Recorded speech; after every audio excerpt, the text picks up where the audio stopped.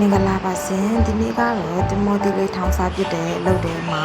ငရုတ်တီကိုအရင်ထောင်းတယ်ပြီးရင်တော့ပဲတီလေးတွေလည်းနည်းနည်းအောင်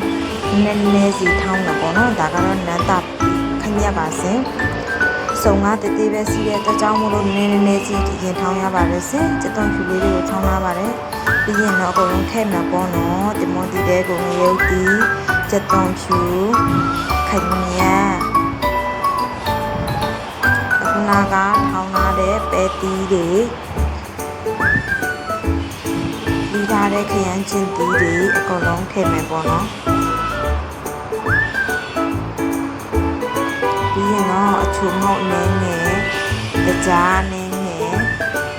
ပြီးရင်တော့တမောတီထောင်းနဲ့ငပိအနည်းငယ်တမယာရည်အနည်းငယ်ထည့်ပါမယ်ရှင်